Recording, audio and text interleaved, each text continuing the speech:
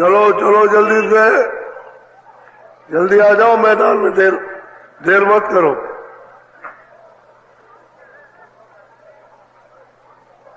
चलो चलो समय होने वाला।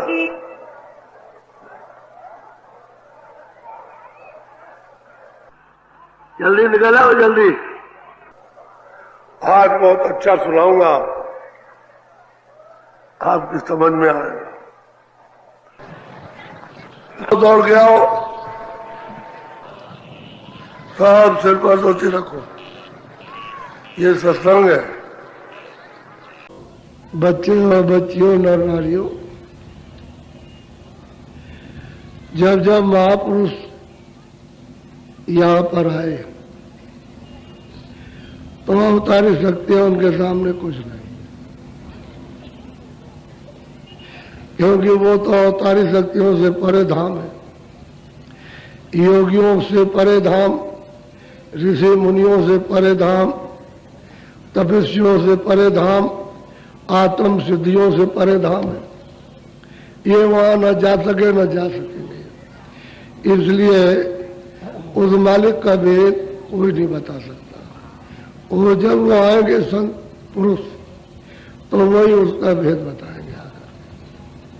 गोस्वामी जी महाराज ने जो कुछ भी अपने उस महापुरुष संत से, गुरु से जो कुछ प्राप्त किया, उसका एक एक शब्द में, एक एक लफ्ज में उनकी महिमा, उनके गुणगान किए और कहा कि उन्होंने मुझको ये दिया है, मुझको ये सौदा मुझे दे दिया। मैं उनके पास गया था खरीदने के लिए, मैंने अपना सब कुछ दे दिया। जो कुछ भी मेरे पास शरीर था, मन था, बुद्धि थी, चित्त था, जो भी गंदगी थी, सब मैंने उनको दे दी। और मैं तो उनके समस्त चरणों में निष्कपट हो गया, उनकी दया में हो गई। और सबके सामने उन्होंने कहा कि मुझको ये दिया, और ये कहा कि मुझको उन्होंने तीनों लोगों का मालिक, और फिर उसके बाद में परे का उन्होंने सब कुछ हमको दिखाया। और अंड खंड और विमान और पार विमान, उसके पार चौथे पद में उस सतपुरुष के पास में, यानी वहां पहुंचाया जहां सदगुरु, वहां पहुंचा दिया। और कहते हैं चौथे पद के पार वो अनामा, कहते हैं वहां भी पहुंचा दिया मुझको, वो गुरु की कृपा हुई। तो जो भी महापुरुष आएंगे, किसी समय पर भी आ जाए, पीछे आ गए, अब आगे आ जाए, और भी उसके आगे आए, वो सब आकर के सब बताएंगे। एक ही तरह से सब पुकारते, और वो सबका वेद जानते, उनका वेद कोई नहीं जानते।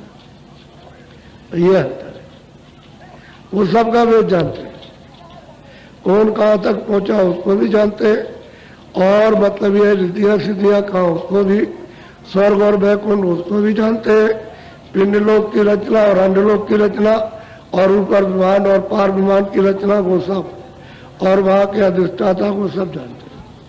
और उसके परे जो सृजनहार है उसको भी उन्होंने प्राप्त कर लिया, और वहीं से उन्होंने देखा और समझा कि ये सब विस्तार कैसे हुआ। तो इन्हीं महापुरुषों ने बताया कर, दूसरा और कोई नहीं बता सकता, न किसी ने बता पाया, न कोई बता पाया।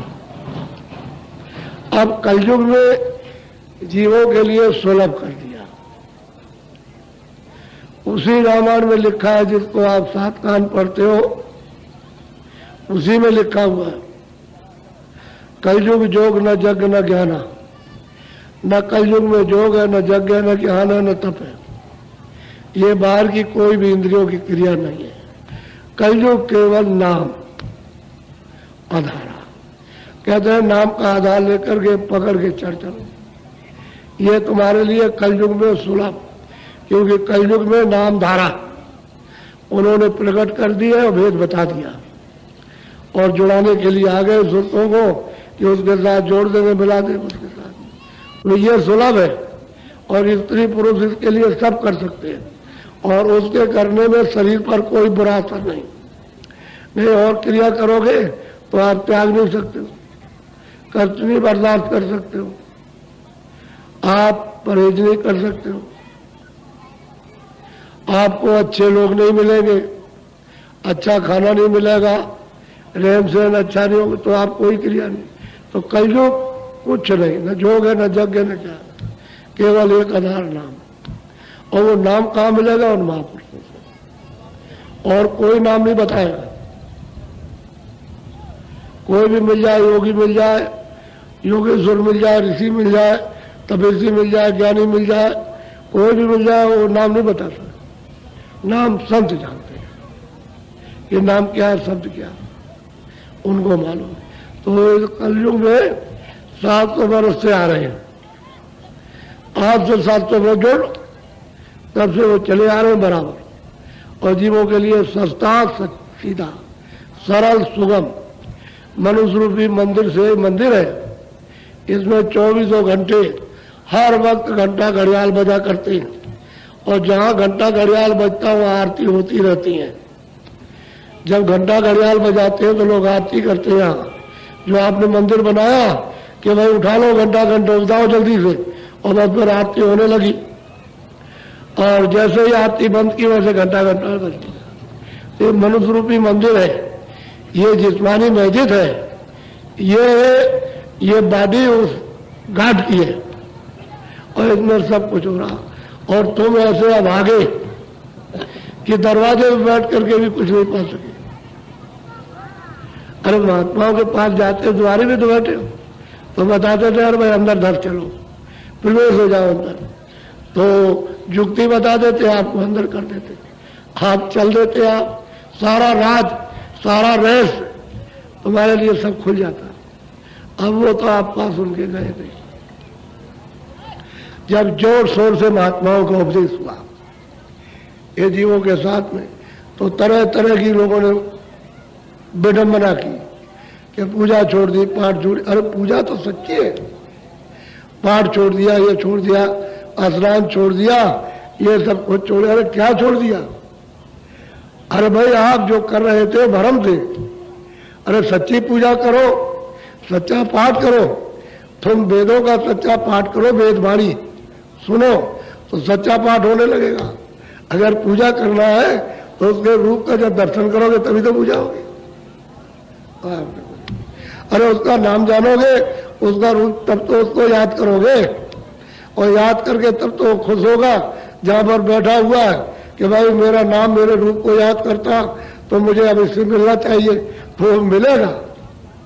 ऐसा नहीं कि सच्चा नाम और सच्चे रूप को याद करो और न मिले, ऐसा कभी नहीं होता।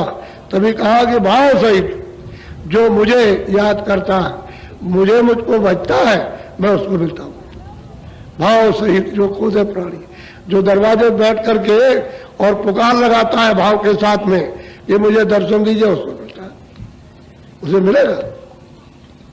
पाव भक्त भम सुखा, सब सुखों की वो प्रभा धारा, अरे सब खुल जाएगी, प्रकट हो जाएगी। तो असल चीज ये है, तो अब सुरतों को शंका हुई, इस मनुष्य में बैठी हुई सुरतों को, जिनको जीवात्मा कहते हैं, जिसको जीव कहते हैं, मुसलमान इस जिस्म कहते हैं रूह है, लेकिन जो इसमें रूह है वही तो पशुओं में है, वही तो परिंदों में रूह है, वही जीवात्मा पशु में, पंछियों में और कीड़ों में, उसी में वो सब है, उसमें वही मन है।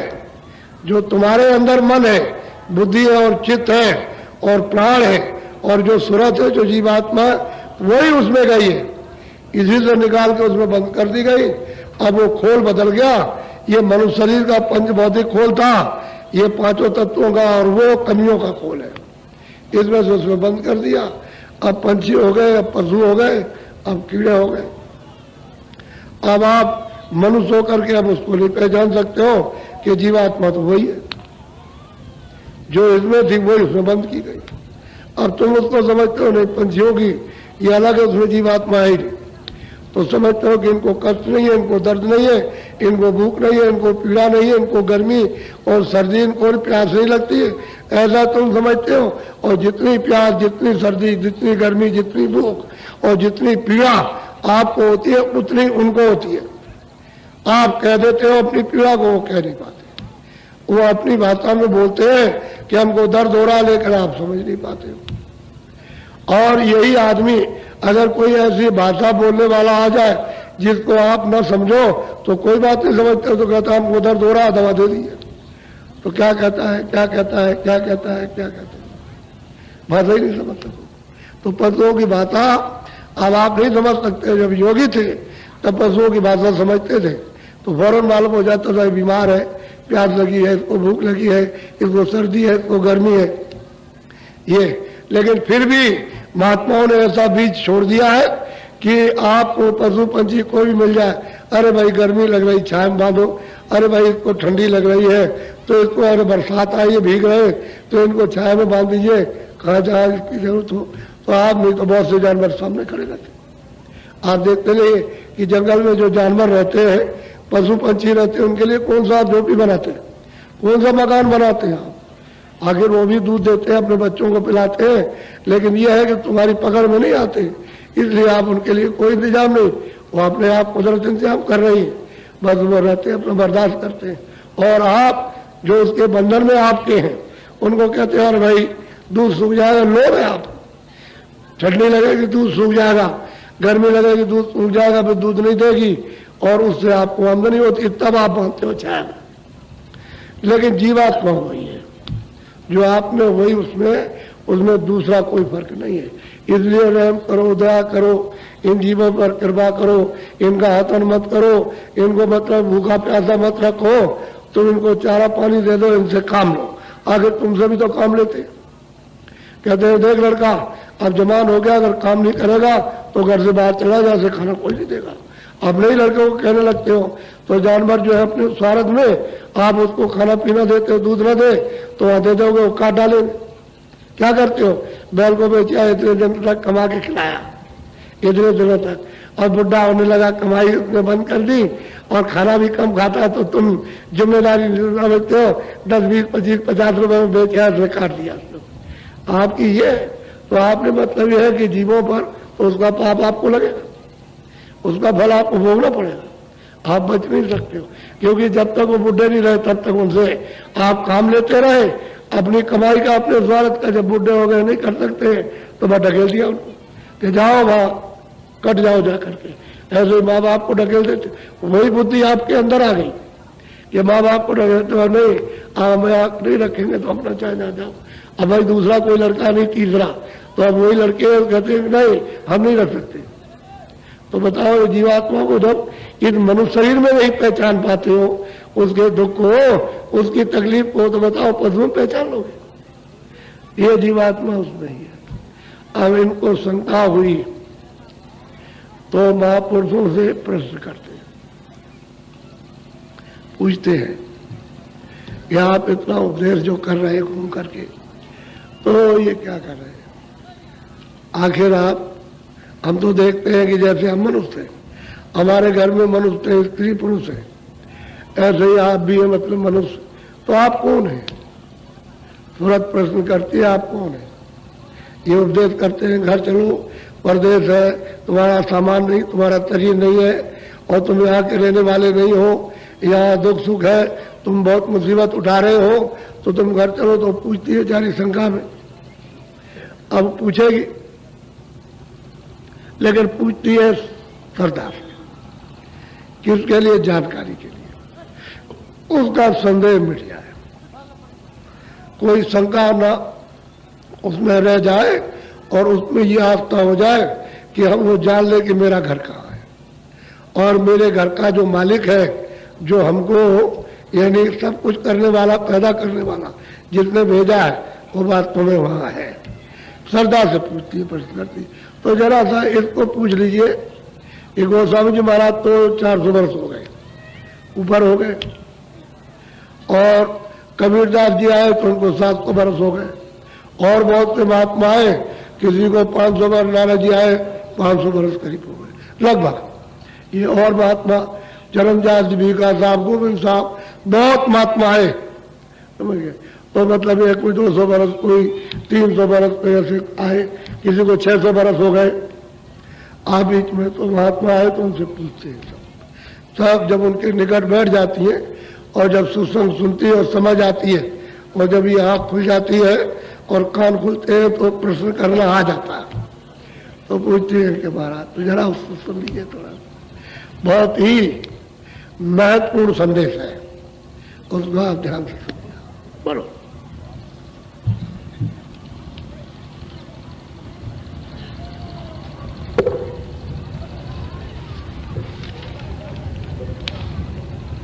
अब सूरत पूछे स्वामी से, वेद कहो अपना तुम बोलो। अब वो सूरत पूछती है जो दोनों आंखों के बीचों बीच में यहाँ बैठी, लेकिन इसका फिगर शरीर से ऊपर है।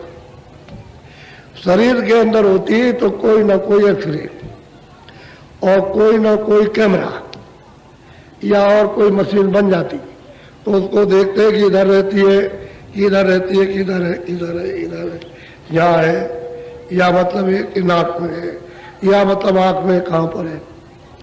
अभी तक कोई भी वैज्ञानिक, कोई भी डॉक्टर अभी तक रिसर्च नहीं कर पाया कि इसमें कौन है, कौन रहता है। बात तो देखते हैं आंख वही है, कान वही है, हाथ और पैर वही, नाक का दरवाजा, मुंह का दरवाजा और मतलब ये नाभि और इंद्रिय द्वार गुदा सब वही है। लेकिन वो क्या, तो और कुछ समझ में नहीं आता तो यही कहने लगते हैं कि हवा निकल गई, यानी प्राण निकल गए। उसका मतलब है कि प्राणों की पूंजी, श्वासों की पूंजी, उसी को प्राण कहते हैं, वो खत्म हो गई। तो कहते हैं कि हवा निकल गई, प्राण निकल गया। अब प्राण तो सूरत है नहीं है, मन भी सूरत नहीं है, और बुद्धि भी सूरत नहीं है, और चित्त भी सूरत नहीं, और अहंकार भी सूरत नहीं है, उसमें तो सूरत है ही नहीं है। ये तो उसका पता किसी ने नहीं लगा पाया, सिर्फ महापुरुषों को मालूम और किसी को। उनको पता है कि ये यानी दोनों आंखों के ऊपर दरवाजे पर, द्वार ये ऊपर बैठी है, ये दरवाजा है, यानी मतलब ये 9 दरवाजे, इधर से नीचे 9 है और ऊपर में ये बैठी है ऊपर। तो मनुष्य शिखर से ऊपर इसके अंदर नहीं, कहीं नहीं, न नाक में, न गले में, न इधर, न इधर, न इधर, न घुटने में, न उंगलियों में, कहीं नहीं बैठी। अब इसका पता महापुरुषों ने लगाया। तो वो तुरंत पूछती है कि स्वामी आप कहाँ से आए, आप किस जगह से आए, कहाँ से आए, कहाँ के रहने वाले आप। उपदेश आप कर रहे, चलो वहाँ चलो, चलो वहाँ चलो, यहाँ घर तुम्हारा नहीं, ये परदेश है ये, और ये मुसाफिर खाना है, और तुम्हारा कोई साथी, कोई मित्र नहीं है, चाहे घर वाला हो चाहे बाहर का हो, और अच्छे बच्चे कोई तुम्हारा नहीं। तो कहा कि आप कहाँ के, श्रद्धा से पूछती है आप कौन है। बहुत मतलब है कौतूहल, जब लोग सुन रहे हैं तो पूछ रही है, और सब लोग सुन रहे हैं कि आप कौन है, कहाँ के। अब जरा पूछते हैं कि स्वामी दया करके, कृपा करके आप मतलब मेहर करके अपना भेद बताइए कि आप कौन है और कहाँ रहते हैं और किस लिए आए, या क्यों आए, ये उपदेश क्यों कर रहे हैं, बोलो। वास तुम्हारा कौन लोक में, यहाँ आए तुम कौन। पहला प्रश्न सूरत पूछती है कि आपका निवास यानी वास, आप रहने वाले किस लोक के, और अगर किसी लोक के जिसको हम जानते हैं, हमने सुन रखा है किताबों में, तो अगर उस लोक के तो आप वो बता दीजिए, और कोई लोक है तो यहाँ क्यों आया, यहाँ कैसे आया, इस जगह कैसे, किस लिए आया, प्रश्न करती है श्रद्धा में। आपकी क्यों मौज है यहाँ आए, हमको ऐसा लंबा चौड़ा जो उपदेश करते हैं, तो यहाँ क्यों आए, किस लिए आए, बोलो। दो देश तुम्हारा कितनी दूर, खोजे सूरत न पावे। और दूसरा प्रश्न यह है कि यहाँ मृतलोक से आपका देश कितनी दूर है, क्योंकि हमने तो यहाँ सब जगह खोजा, हमने तप किया, हमने योग किया, हमने ध्यान किया, ज्ञान किया, सब कुछ पूजा की, पाठ किया, तपस्या की, दान किए, पुण्य किए, सब काम ये सब किया, तो हमने सब जगह खोजा, कोई ऐसी जगह नहीं कहीं नहीं खोजा, लेकिन हमको तो मिला नहीं, कहीं भी नहीं मिला। जो आप बता रहे हो यहाँ कहीं नहीं मिला। तो अब ये बताइए कि यहाँ से जो आप बताते हो कुमार देश है, तो यहाँ से कितनी दूर है? दूर भी बताइए, किस लोक में आप रहते। अब वो सूरत पूछ रही है, सब प्रश्न करेगी, सब कोई प्रश्न छोड़ेगी नहीं। बोलो। देश तुम्हारा कितनी दूर, खोजे सूरत न पावे मुँह। कहते हैं यहाँ से जो दोनों आंखों के पीछे बैठी है, यहाँ से आपका कोई पैमाइश कितनी दूर है? तो पैमाइश भी उसकी है, पैमाइश है उसकी, कितनी दूर है यहाँ से। और सूरत में हमने तो बहुत खोजा, यहाँ भी बैठ के खोजा, फिर योग भी किया, उसमें भी हमने बहुत खोजा, स्वर्ग में भी खोजा, हमने वैकुंठ में भी खोजा, हमने मतलब ये सूर्यलोक और चंद्रलोक में भी खोजा, हमने रामलोक में भी और कृष्ण लोक में भी खोजा, और हमने ब्रह्मालोक, विष्णुलोक और शिवलोक में भी खोजा, हमने देवी लोक में भी खोजा, हमने माया और गंधर्व और इंद्रपुरी में भी खोजा, लेकिन कहीं नहीं मिला, किसी जगह नहीं हमको मिला। जो आप जिसको बता रहे हो वो हमको कहीं नहीं मिला, कोई जगह नहीं ऐसे बता रहे कि जो खोजा ना हो। उस सूरत में सब जगह खोजा, कहीं नहीं मिला। तो यहाँ से यहाँ हम बैठे, वहां से कितनी दूर है? अब दूरी पूछ रही है, बोलो। मैं बिचारी तुमसे कहूँ कैसे, देश पराये आई। और फिर ये प्रश्न है कि मैं आपके देश से और आपसे क्यों भी छुट गई, यहां मैं पराये देश में क्यों आई? अच्छा, हमको क्यों भेजा? हमने क्या गलती की थी? क्या हमने कसूर किया था? हमने कौन सा अपराध, कौन सा पाप किया कि हमको पराये देश में भेजा? अब वो सब प्रश्न कर रही है, एक ही है, छोड़ेगी कुछ नहीं। और ये दोनों आंखों के पीछे सब में बैठी है, अगर ये जाग जाए तो ये सब प्रश्न कर डालेगी। वह यही जाग सकती है और दूसरा कोई स्थान नहीं। बाहर की आंखों में नहीं जगेगी, बाहर के कानों में, नाक में नहीं, इधर नहीं, इंद्रियों के घाट पर नहीं जगह कहीं भी, वो तो यहीं पर उसका द्वार घाट है, यहीं जगेगी। तो वो जाग जाए तो प्रश्न करे। अब जो सूरत जाग गई, अब वो सब प्रश्न कर रही है, एक ही एक पूछ रही है कि अब ये बताइए कि हम आपसे क्यों अलग हो गए, हमने आपको क्यों भेज दिया, हमने कौन सी गलती और कौन सा कसूर किया? बोलो। मेरा लबिन कर गाओ, देश अपना मोई लगाओ। अब वही सूरत कहती है कि मेरा सवाल, जितने मैंने ये प्रश्न किए हैं उनका सबका हाल मुझको भिन्न भिन्न करके बताइए, और फिर हमारा जो देश, आपका देश है, वहां ले चलिए और हमको दिखाइए। वहां जो देश है जहां आप रहते हैं वहां हमको ले चलिए और हमको वहां दिखाइए, हम उसको लिखेंगे और देखेंगे। अब ये कह रहे हैं श्रद्धा से पूछ रहे, कोई शंका तर्क वितर्क कुछ नहीं, पूर्ण रूप से श्रद्धा भाव है, उससे पूछ रही। किसके लिए पूछ रही है? सबके लिए वो समस्या है, सब जीव यहाँ फंसे हुए हैं, उन सब के लिए पूछ रही है कि क्यों ऐसा हो गया, क्योंकि ये भी तो सब आए, ये भी तो पराये देश में भेजे गए, ये कोई अलग थोड़ी है, इन सबको भेजा गया तो क्यों अलग किया गया? क्या इन्होंने गलती की है? कौन सा अपराध, कौन सा पाप वहां किया था जो उम्र में इस तरह की सजा दी गई? तो सजा ही है, सब पूछ रहे। बोलो। मन तन संग परी में कब से, दुख पायो बहुतक में जब। अब वो पूछते हैं कि हे स्वामी, मैं इस मन के साथ, जो आप कहते हो मन को जरा रोको, जरा चित्त को रोक लो, जरा बुद्धि को रोक लो, कहीं जाने न पाए, तो हे स्वामी मैं इस तन, यानी तन कहते हैं शरीर को, इंद्रियों को, और मन के साथ में यहाँ कब इनके साथ पड़ी, इनके साथ में कब से फंस गई, वो ये पूछ रही है। वो बताइए मुझको बिल्कुल सही सही कि कब से मैं यहाँ आई और इनके साथ में मुझको बांध दिया गया तो मैं कब से यहाँ उलझ गई, ये भी मुझे बताइए। बोलो, सब हाल जो पूछे वो सब बताइए। बोलो।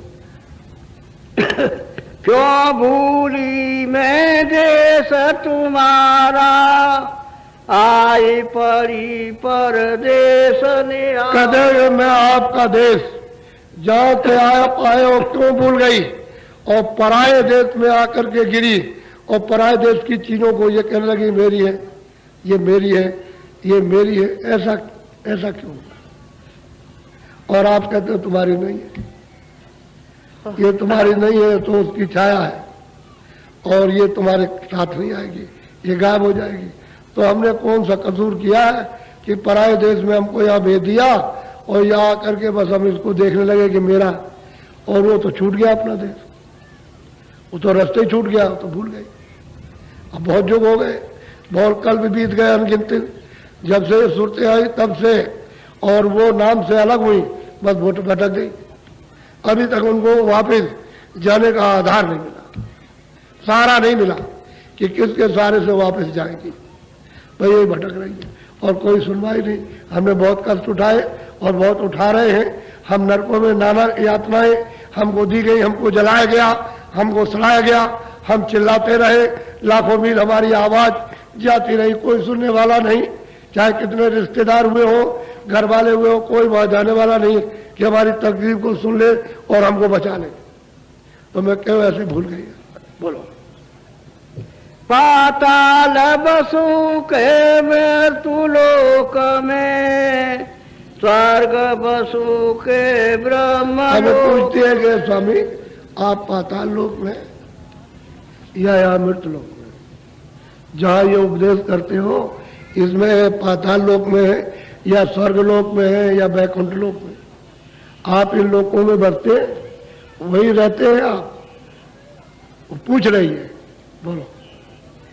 विष्णु लोक बैकुंठ धाम में, इंद्रपुरी या शिव मुख। कहते हैं भाई तुम बैकुंठ धाम में आप रहते हैं क्या इंद्रपुरी में क्या शिवपुरी में?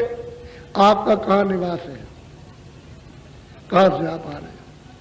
बहुत प्यार से और बहुत श्रद्धा से, बहुत चाव से पूछ रहे हैं, क्योंकि समस्या का समाधान जब प्यार से होगा तभी होगा, तर्क से नहीं होगा। इसमें तर्क का कोई भी अंश नहीं है कि इसमें कोई पूछने का कोई अंश हो, वो भी पूछने का नहीं, बताने का भी कोई नहीं, तर्क कुछ नहीं है इसमें। बस खोलना है कि आप इन लोकों में रहते हैं कि नहीं रहते हैं। बोलो। कृष्ण लोक या राम लोक में। अब वही सूरत कहती है क्या आप किस लोक में रहते हैं? क्योंकि कृष्ण का भी लोक है, जहाँ कृष्ण का लोक है वहां सब कृष्ण ही कृष्ण है, और जहाँ राम का लोक है वहां राम ही राम। कृष्ण का लोक जरा अलग है, राम का लोक अलग है। राम का लोक नीचे है और कृष्ण का ऊपर है, और ब्रह्मा का विष्णु का लोक ये स्वर्ग और बैकुंठ में है, और राम का जो है वो इसके ऊपर है, और फिर मतलब कृष्ण का उनके ऊपर है। तो आप क्या इन लोकों में रहते हैं, राम लोक में, कृष्ण लोक में? ये हमको बता दीजिए। बोलो। प्रकृति लोक या पुरुष लोक। अब वो कहते हैं कि प्रकृति लोक में या पुरुष लोक में रहते हैं। किस लोक में निवास आपका है? यहाँ आप आए हैं अपने अपने धाम की बात, अपने अपने धाम का संदेश दे रहे हैं और हमको अति प्यार कर रहे हैं। हम ऐसा समझते हैं कि इतना ज्यादा मुझको कोई चाहेगा ही नहीं, इतना आप चाह रहे हैं। तो हमको ये हमारे प्रश्न का ये उत्तर बिल्कुल खुल्लम खुल्ला, यानी तरतीब बार से हमको दे दीजिए कि किस लोक में निवास आपका। बोलो। या तुम व्यापक सभी लोक में, चारे खान चर अचर। और सूरत पूछती है इस मनुष्य रूपी मंदिर में बैठकर कि आप सब जगह व्यापक हो, रामलोक में भी हो, कृष्ण लोक में भी हो, इंद्रपुरी में हो, गंधर्वपुरी में हो, प्रकृति लोक में हो, माया के लोक में हो, और ब्रह्मा विष्णु के लोक में हो, और मतलब चारों खानों में और नरकों में सब जगह व्यापक हो। यह तो आप सब जगह व्यापक है, वो बता दीजिए किसी खास लोक में रहते हैं वो बताइए। सब प्रश्न कर रही है। इतना गहरा प्रश्न कोई नहीं करेगा। जो सूरत घाट पर जगेगी वही ये प्रश्न करेगी और नहीं कोई करेगा। बोलो। क्यों मोई डाला काल लोक में अति भर माया ससो। अरे स्वामी, आपने काल के लोक में हमको यहाँ डाल दिया और यहाँ हम आकर के हम फंस गए, भरमा गए, रास्ता हमारा छूट गया और इतने युग इतने कल्प बीत गए, कितने सतयुग त्रेता द्वापर अनगिनत चले गए और हमको आज तक नहीं रास्ता मिला घर में पहुंचने का। आज तक हम भरम रहे, भटका खा रहे। तो हमको क्यों भरवा दिया? क्यों काल के लोक में आपने डाल दिया? क्यों जन्म मरण के स्थान पर भेजा? अब उसमें 4 खाने बना दी, 84 लच्छियोनियां उसमें भेज दिया, नरक बना दिया उसमें भेजा। तो मेरी तो क्या, अब मैं क्या कर सकता हूँ? बोलो।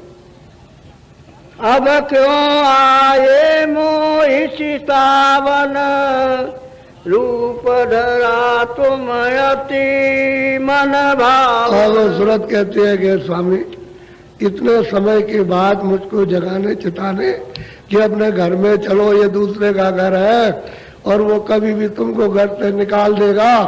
तो अब इतने दिन के बाद आप मुझको चिताने और जगाने के लिए आए।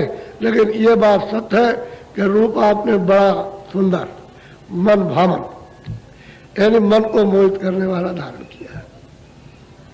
जो आपका शब्द मिलता है उससे मन मोहित हो जाता है, मोहित हो जाता है। ये आप आए हो, आप हमको मोहित करने के लिए आप आए हो इतने दिन के बाद में। तो कितने प्रश्न किए उसने? बोलो। मैं दासी तुम चरण निहारे वेद देव तुम अपने सारे। कहते हैं स्वामी, मैं आपके चरणों की सेवका दासी, मैं सेवक हूँ। यानी मुसलमानों में सेवक को कहते हैं मुरीद। मैं आपका मुरीद हूँ, आप मेरे मुर्शिद हो, यानी मेरे मालिक हो, मेरे गुरु हो। तो कहते हैं कि इस दासी आपके चरणों मुझे अपना सब भेज दो। सब का सब जो हमने पूछा है वो सब भेद हमको बता दीजिए। वो तो राजमयी भेद है। तो कहते हैं सब बताइए हमको। बोलो। हाँ।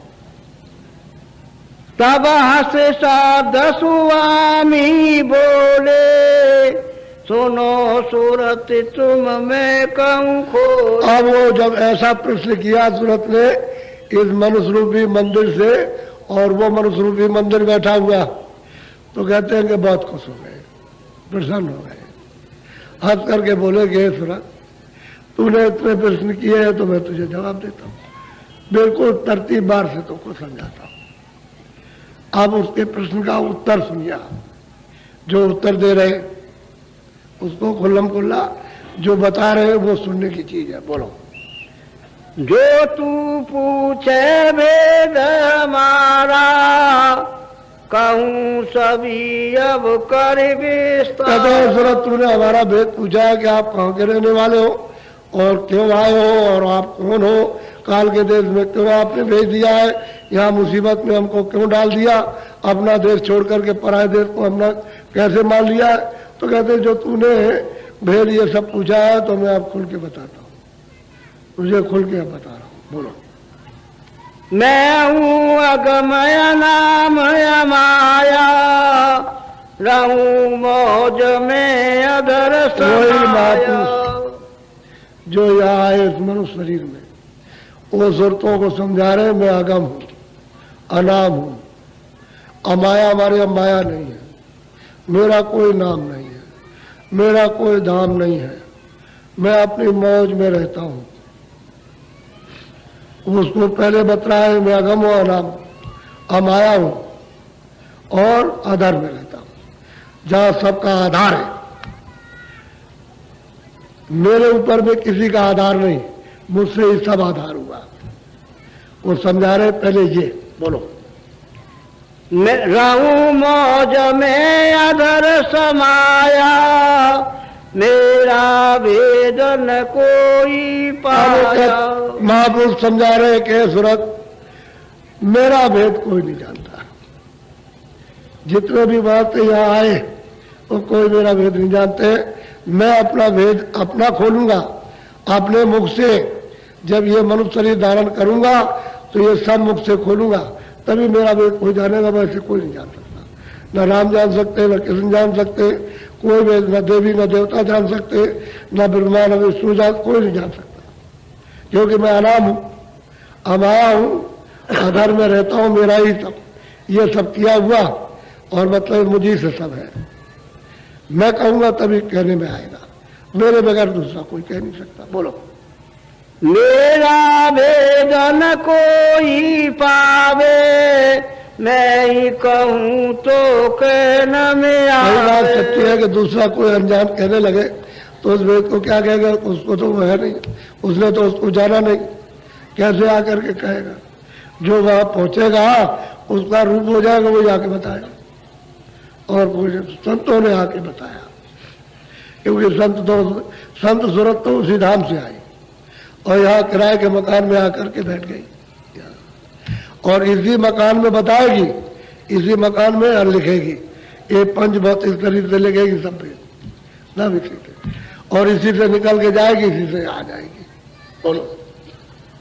फिर समय अगम रूप में धारा, दूसर अलख पुरुष हुआ। पुरुष कहते हैं कि देख सूरत, मैं तो मुझ में सब समाया था, मुझसे कोई चीज अलग नहीं थी, सब मुझी में था। लेकिन जब मेरी मौत की इच्छा हुई तो मैंने अगम रूप धारण किया और अगम रूप धारण करके अगम लोक में स्थापित किया मेरा ही रूप। ये उन्होंने फिर कहते हैं कि मैंने अलग रूप धारण किया, अलग लोक में स्थापित किया अपना रूप। और फिर मैंने सतलोक धारण किया, यानी सतपुरुष को, और कहते हैं सतलोक में आकर के उसको बैठाया। इन तीनों में मेरा निज रूप है, अगम में भी है, अलग में भी है, सतलोक में भी है, उन्हीं का रूप है। कहते हैं कि मैंने अपनी मौत से ये तीनों लोगों की रचना की और तीन पुरुष को स्थापित किया। बोलो। तीसर सात पुरुष में भया, सात लोक में ही रचली। अब वो कहते हैं कि भाई दो तो ये हो गया अगम और अलग, और तीसरा में सतपुरुष हुआ और मैंने ही सतलोक रचा और सतलोक में मैं ही स्थापित हो गया। अलग था न सतलोक था। यहाँ का तो कोई सवाल ही नहीं है कि यहाँ कुछ था, यहाँ कोई चीज नहीं, न मृतलोक था, न आत्मान, न कोई यहाँ ये, न स्वर्ग, न वैकुंठ, न ईश्वर थे, न ब्रह्म थे, न वो पार ब्रह्म थे, न वो सृष्टि पार ब्रह्म की थी, न ईश्वर की थी, कुछ नहीं था। जब वहीं से कुछ रचना नहीं हुई थी तो कहते हैं तीन मैंने ये अपने रूप स्थापित किए। मैं हूं, सतलोक में भी मैं हूं और अलग लोक में भी मैं हूं और अगम में भी मैं हूं, अनामित है मैं हूं, उनमें मेरा रूप है और मैं अब भी वही रहता हूं अनामित। बोलो। इन तीनों में मेरा रूप, यहाँ से उतरी कलाय। और वो कहते हैं, समझा रहे हैं कि देख सूरत, इनमें मैं रहता हूँ, वहां मेरा निज रूप है और यहाँ से सत्य लोक से सत्यधाम से कला उतरी, यानी कला निरंजन की और माया की, यानी ज्योति की निकली वहां से, और वो भी सत्पुरुष की इच्छा से। उनकी मौज मर्जी हुई कि मुझे नीचे विस्तार करना है तो वहां से मतलब एक कला वहां से, यानी एक सूरत, वो भी सुरती है।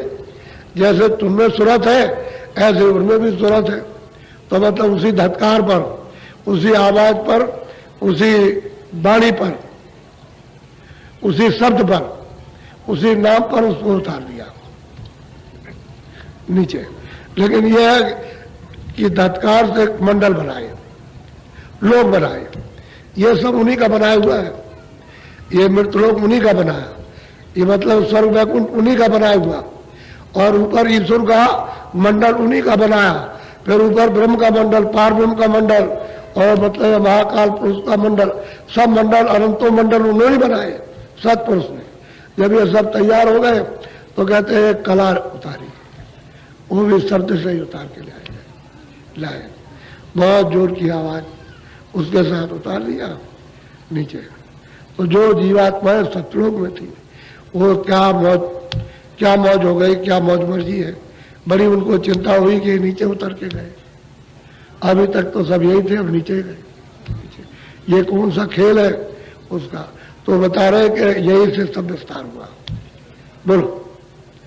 यहाँ तक निज कर मुझको जानो, पूर्ण रूप मुझे पहचानो। अब महापुरुष कहते हैं कि सतलोक आ जाओ, तो अलग लोक में कोई बंधन नहीं है, कोई अगम लोक में बंधन नहीं है, मेरा रूप पूरा हुआ, मैं वहां बैठा हुआ, उसमें कोई किसी तरह का भेदभाव नहीं है। यहाँ तक तो मुझको जानो, मैं यहाँ रहता हूँ। और इसके आगे फिर वो कला उतारी गई, नीचे भेजी गई। बोलो। अंश दो सतपुरुष निकारी, ज्योति निरंजन नाम धरा। कहते हैं कि दो कलाएं, एक तो आद्यमाशक्ति और एक पुरुष की, दो कलाएं उन्होंने दो सुरतों को भेजा, और भेज करके मतलब ये उनका नाम क्या है, निरंजन। ये नाम उनका कभी मिटेगा नहीं, हमेशा यही रहता। अब कोई और भगवान कह दो, कोई खुदा कह दो, कोई मतलब गाड कह दो, तो अलग हो, तो आपका नाम रखा हो, लेकिन नाम उनका यही है, दूसरा नाम नहीं है। तो दो कलाएं, एक तो मतलब है कि माया की, शक्ति की, और एक पुरुष की, दो कलाएं भेजी, उतार दी। और वहां से शब्द उतार करके ले आया और ले आकर के सहदल कमल में उसको बैठा दिया था। अब उस सहदल कमल तक ही शब्द आया जिस पर उन्होंने उतारा, वो वहीं तक मतलब वहां तक ले आए, और वो वहां तक उस पर रुके हुए। बोलो। यह दो कला उतर कर आई, झंझरी दीप में आन समाई। मतलब झंझरी दीप सहदल कमल को कहते हैं, इनको कहते हैं सहस्त्र बुझाओ वाला। इन्हें सहस्त्रों बाहु, इन्हें हाथ पैर उनके यहाँ बैठ गए, झंझरी दीप में सहस्त्र कमल में उनको बैठा दिया। अब यही से रचना का विस्तार तैयार होगा, इसी जगह से। बोलो। यहाँ बैठी त्रिलोकी रची, पांच तीन की धूम। मसाला मिल गया इनको, क्योंकि मंडल बना दिए, मसाला मिल गया। अब उन्होंने कहा कि लो मैं ये अब यही से तीनों गुण होंगे, रजोगुण तमोगुण सतोगुण। और मतलब ये है कि ये आपके जो इंद्रिया है ये यही से, मन बुद्धि चित्त और यही से, अहंकार सब यही से, और प्राण सब यही से, सब तैयार मसाले के साथ हो जाएगा। मसाला तैयार हो गया, यही से ये मना करके सब तैयारी करेंगे। बोलो।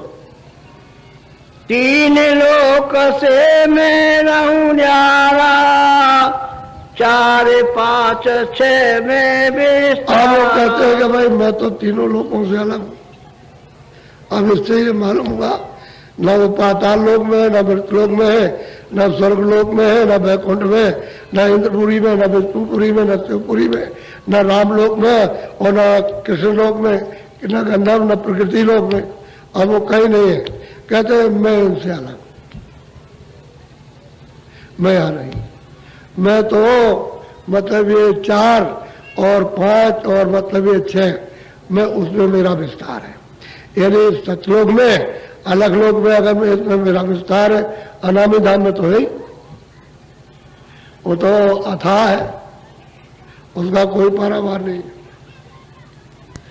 और पारावार वह उसकी कोई शुमारी नहीं, गिनती नहीं हो सकती, उसकी पैमाइश ही नहीं कर सकते हो। खरबों खरबों तक आप जुगों तक रहो तभी उसकी पैमाइश कोई नहीं कर सकता।